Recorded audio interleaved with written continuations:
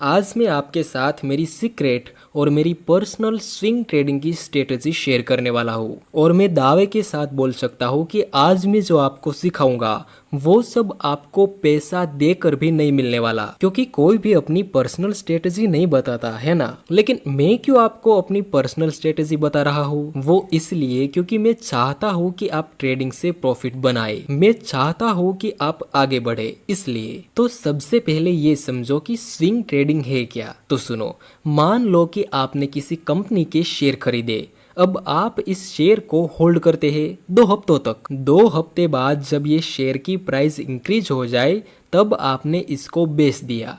तो ये हुआ स्विंग ट्रेडिंग। स्विंग ट्रेडिंग में आप 1-2 दिन से लेकर कुछ हफ्तों तक अपनी पोजीशन को होल्ड करते हैं। और स्विंग का मतलब होता है दोलक या फिर झूला। झूला देखा है ना आपने, जिसमें वे बच्चे खेलते हैं। तो झूले की तरह ही मार्केट में प्राइस मूव करती है। प्राइस ऊपर जाएगी, फिर नीचे आएगी, फिर ऊपर जाएगी, फिर नीचे आएगी। ऐसे ही डाउन ट्रेंड में प्राइस नीचे आएगी, ऊपर जाएगी, नीचे आएगी, ऊपर जाएगी। तो इसमें अप ट्रेंड में जहां से प्राइस नीचे गिरता है उसको हम कहेंगे स्विंग हाई, और जहां से प्राइस ऊपर जाता है उसको हम कहेंगे स्विंग लो। आप इसे higher high and higher low भी बोल सकते हैं। इसका ठीक उल्टा होगा डाउन ट्रेंड में। जहां से प्राइस ऊपर जाएगा उसे हम कहेंगे स्विंग लो, और जहां से प्राइस नीचे गिरेगा उसको हम कहेंगे स्विंग हाई। लेकिन स्विंग ट्रेडिंग में आपको क्या सिखाया जाता है कि जब अप ट्रेंड में स्विंग लो बने, मतलब जब प्राइस अप ट्रेंड के दौरान थोड़ा नीचे आकर ऊपर जाने लगे तब आपको बाय कर लेना है और इस रेजिस्टेंस पर सेल कर देना है। फिर से जब प्राइस नीचे गिरे और ऊपर जाने लगे तब आपको फिर से ये स्विंग लो पे बाय कर लेना है और इस रेजिस्टेंस पर प्रॉफिट बुक कर लेना है।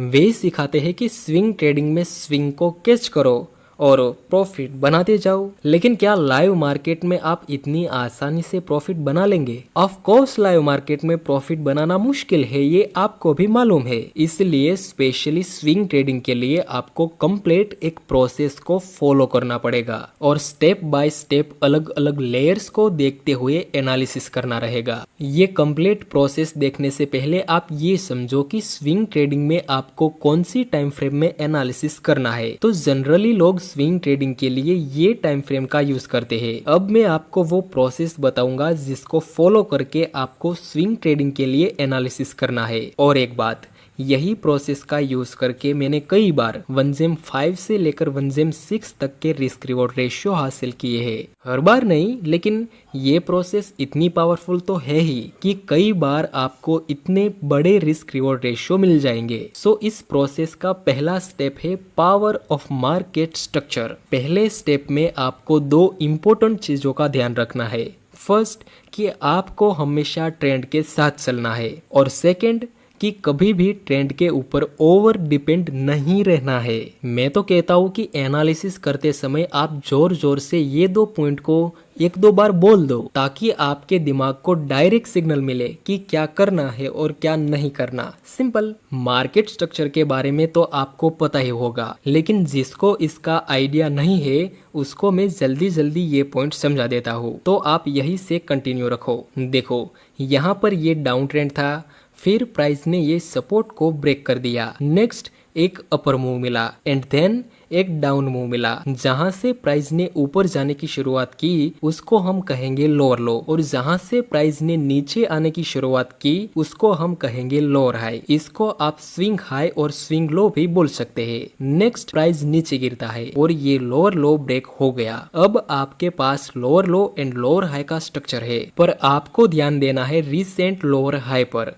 या फिर रिसेंट स्विंग हाई पर। लेकिन यहाँ तो ये भी लोअर हाई है और ये भी लोअर हाई है, पर अभी अभी प्राइस कहाँ से नीचे गिरा? आंसर इज यहाँ से। तो आपको ध्यान देना है इस लोअर हाई पर या फिर ये स्विंग हाई पर। जब तक ये स्विंग हाई ऊपर की तरफ ब्रेक नहीं होता तब तक ये डाउन ट्रेंड ही रहेगा, और जब तक ये डाउन ट्रेंड है तब तक आपको सिर्फ सेलर्स की साइड ही रहना है। पर इसकी भी एक कंडीशन है जो कि बहुत ही ज्यादा इम्पोर्टेंट है, जिसके बारे में हम स्टेप 3 में सीखेंगे। नेक्स्ट, प्राइस ऊपर जाता है। जल्दी से बताइए ये कौन सा ट्रेंड है? तो यहाँ पे ये रिसेंट स्विंग हाई अभी ब्रेक नहीं हुआ, मतलब अभी भी यह डाउन ट्रेंड ही है। एंड देन प्राइस ने इस स्विंग हाई को ऊपर की तरफ ब्रेक कर दिया। अब बताओ अब कौन सा ट्रेंड है? Up trend is right answer. अब ये ट्रेंड चेंज हो चुका है, तो अब आपको अपने माइंड के सेंटिमेंट को चेंज करना है और बायर्स के साइड चले जाना है।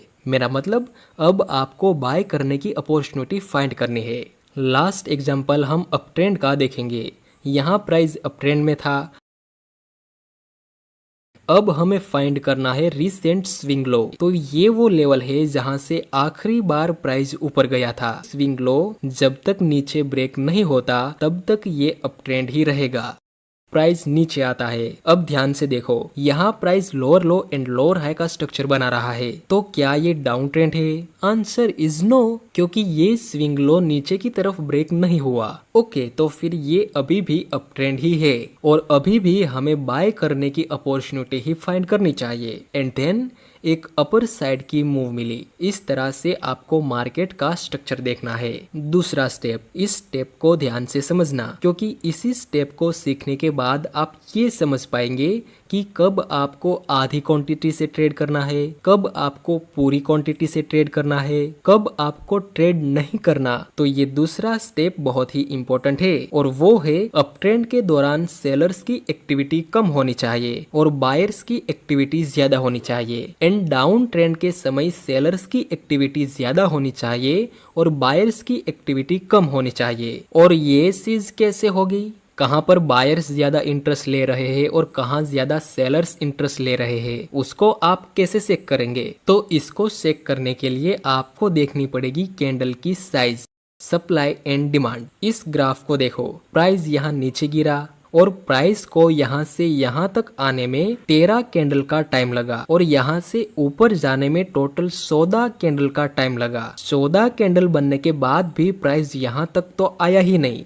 यहाँ छोड़ो, मार्केट में ये जो डाउन ट्रेंड मिला था ना, तो ये डाउन मूव का आधा हिस्सा भी कवर नहीं हुआ 14 कैंडल बनने के बाद भी, जबकि प्राइस को नीचे आने में सिर्फ 13 कैंडल का टाइम लगा। और रेड कैंडल की साइज देखो, हर रेड कैंडल बड़ी बन रही है और ग्रीन कैंडल एकदम ही स्मॉल स्मॉल। इसका मतलब इस जगह पर तो सेलर्स पूरे जोश में है। और यहाँ पर इस डबल बॉटम पे जिस इंसान ने बाय में ट्रेड किया होगा वो एक नंबर का बेवकूफ इंसान होगा। क्या जरूरत है यहाँ पर बाय करने की, जबकि दिख रहा है मार्केट में सेलर स्ट्रॉन्ग है। आगे देखो, प्राइस नीचे गिरा और फिर ऊपर जाने की एक नाकाम कोशिश। प्राइस को यहाँ से यहाँ तक आने में सिर्फ एक कैंडल का टाइम लगा और ऊपर जाने में टोटल 15 कैंडल। यहाँ भी डबल बॉटम बना था। क्या आपको नहीं लगता कि ये डबल बॉटम फेल हो सकता है? चांस तो है कि ये डबल बॉटम फेल हो जाए, क्योंकि यहाँ पर सप्लाई ज्यादा है। फिर देखो, प्राइस गिरा और फिर से प्राइस ऊपर जाने की कोशिश करता है।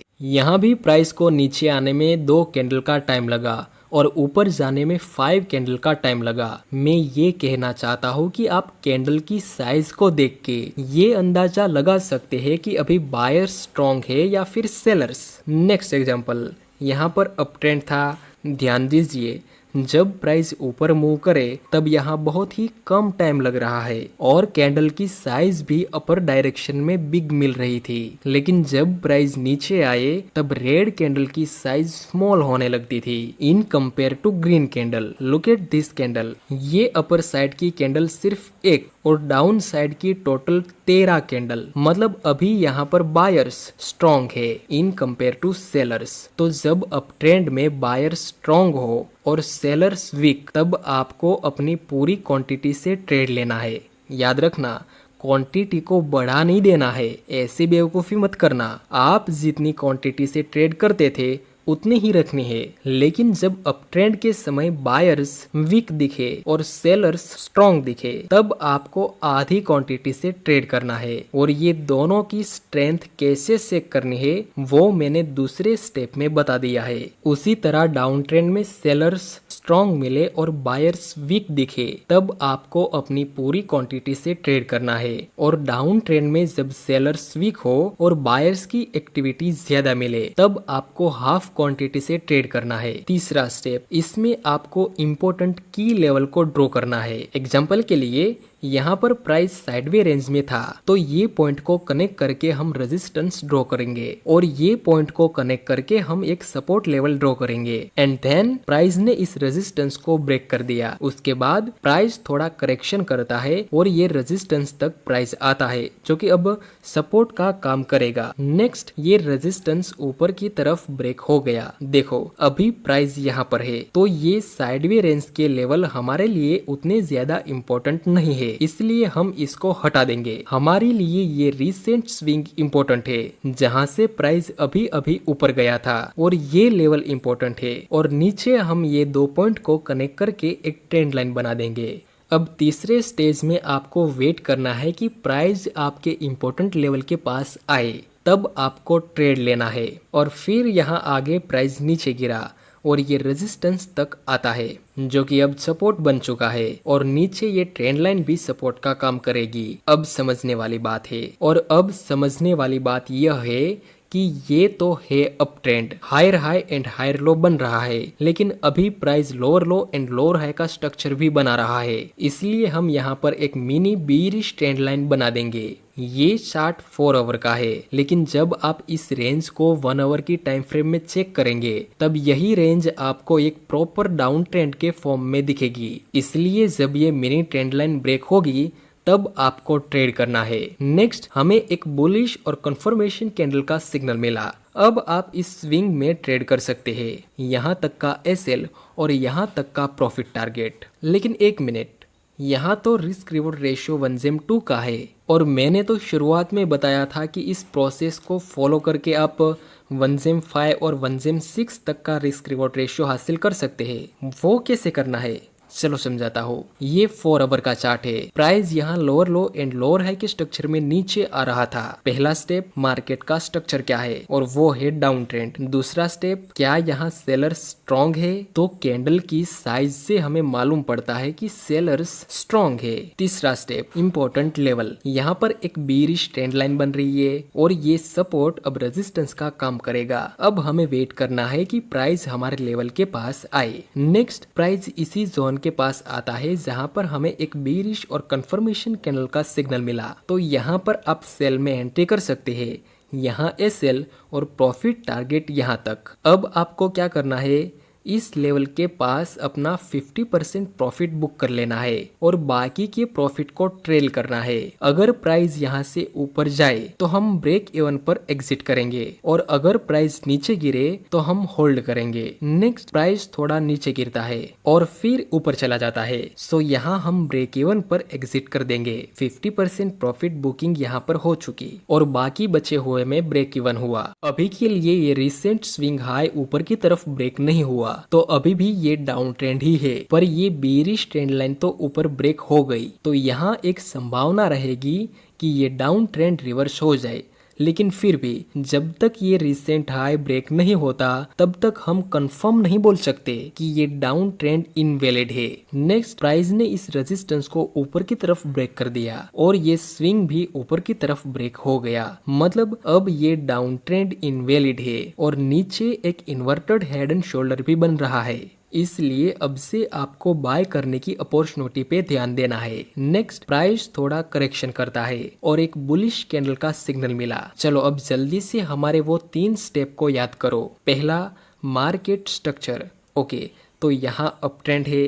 दूसरा, बायर्स या सेलर्स कौन स्ट्रॉन्ग है, यहाँ भी हमें कैंडल की साइज से मालूम पड़ता है कि अभी बायर्स ज्यादा स्ट्रॉन्ग है। तीसरा स्टेप, इम्पोर्टेंट लेवल, ये लेवल जहां से प्राइस ने 2 बार रिएक्ट किया था, तो वही लेवल पर हमें बुलिश कैंडल का सिग्नल मिला, मतलब यहाँ पर हम बाय में एंट्री कर सकते हैं। और बोनस में हमें एक इन्वर्टेड हेड एंड शोल्डर भी मिला हुआ है, तो यहाँ पर आपका एसएल होगा और प्रॉफिट टारगेट ये हेड एंड शोल्डर के हेड और इसकी नेकलाइन जितना रहेगा। यहाँ पर आपका पहला टारगेट होगा जहाँ आपको 50% प्रॉफिट बुक कर लेना है और बाकी के टारगेट को ट्रेल करना है। नेक्स्ट प्राइस ऊपर जाता है, जिसके साथ हमारा पहला टारगेट कंप्लीट हो गया। अब क्या करना है, अगर प्राइस यहीं से नीचे गिरे तो आपको ब्रेक इवन पर एग्जिट कर लेना है, और अगर प्राइस ऊपर जाए तो होल्ड करना है। नेक्स्ट प्राइस थोड़ा ऊपर जाता है एंड देन एक पुल बैक मिला।